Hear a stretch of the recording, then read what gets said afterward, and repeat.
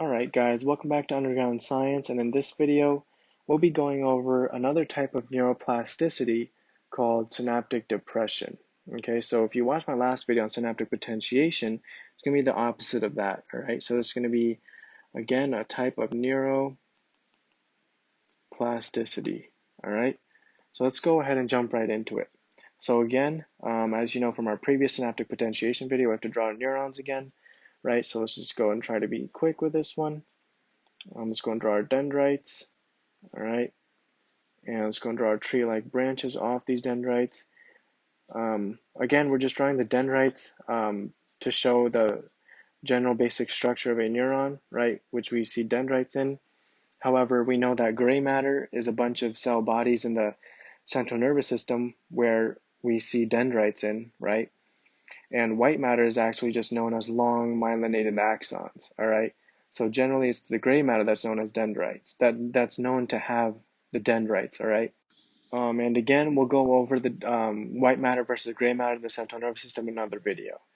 All right, so let's say we're talking about a neuron in the brain, right? So let's say we just take a general neuron in the brain, and let's go and draw its axon, and then its axon, terminal, and its synaptic, or its synapse as a whole, right?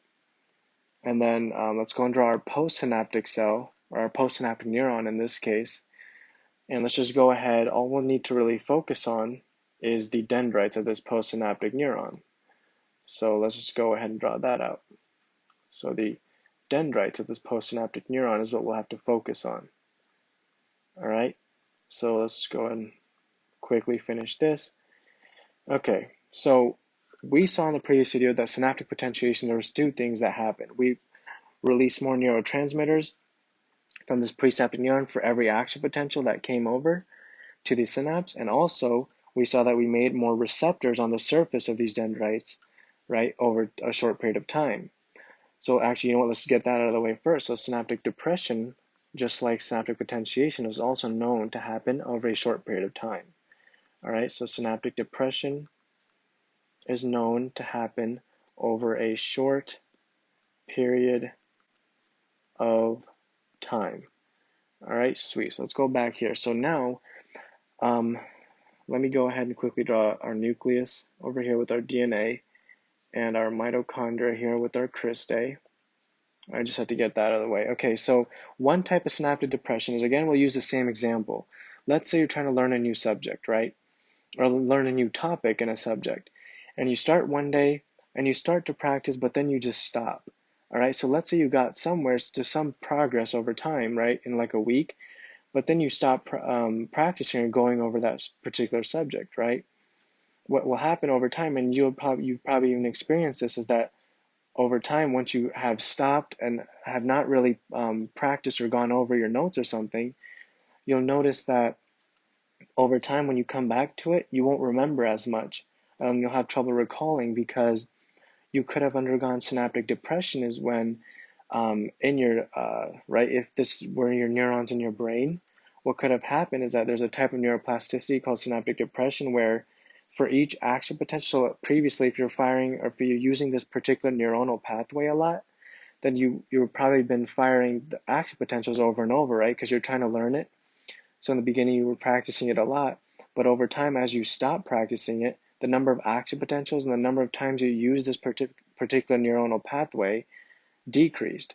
So that means the number of action potentials firing down this axon probably decreased, right?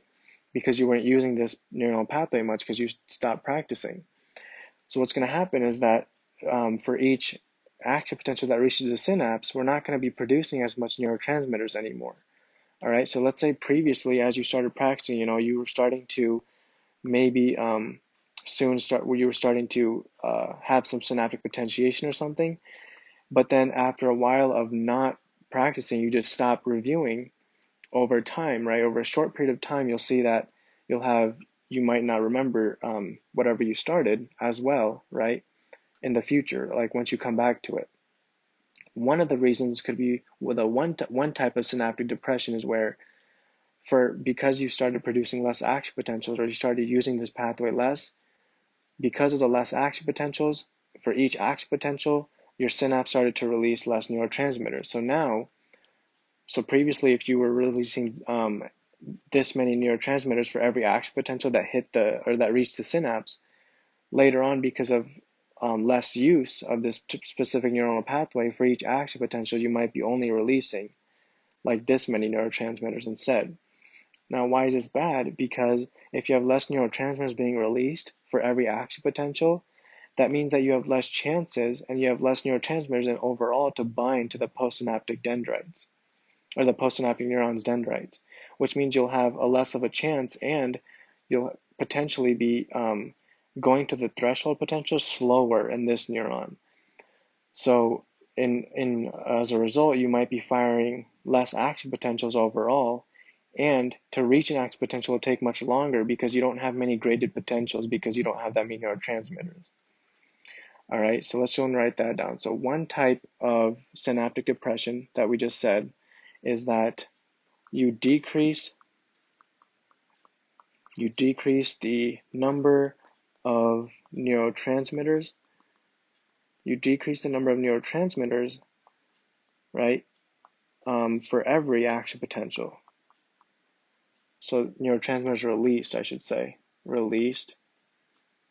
All right, you decrease the number of neurotransmitters released, couldn't talk there, for every action potential. So that's one type of synaptic depression. Another type of synaptic depression is that, again, if you don't use this neuronal pathway enough and you start to fire less and less action potentials down this neuronal pathway, then what will happen is that previously, let's say if we zoomed in on one of these surfaces of these dendrites here on the postsynaptic neuron, so if we had our cell body here and we zoomed into two huge dendrites, right, two huge weird dendrites that I drew here. So let's say these are the zoomed in version of the dendrites right there. If we drew that, and previously, let's say we had many receptors here on these dendrites, right? Because we started to practice whatever you're trying to learn, and then you stopped suddenly, right? And then you just didn't feel like practicing, or you stopped learning whatever new thing you were learning. Then later on, we'll see in a synaptic depression scenario is that over a short period of time, as you start producing less, or as you start accessing this neuronal pathway less and less, you start to produce less action potentials.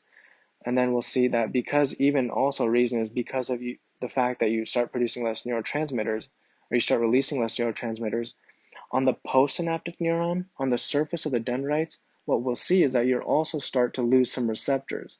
So instead of 3, maybe you'll have 1 receptor, right?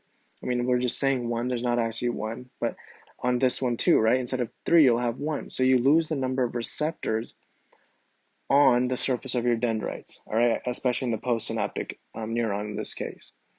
And why is that bad? Because now we have less receptors to receive the neurotransmitter signals, right? So that means that we have less spots for neurotransmitters to bind, and again, it'll make this whole pathway slower because it'll take much more time to build up our membrane potential to hit our threshold potential in the axon hillock of the postsynaptic neuron. All right, so let's just go and write that down, and that's our last one. All right, so number 2 is what's going to happen is that we will lose some receptors, right? We'll lose some receptors on the surface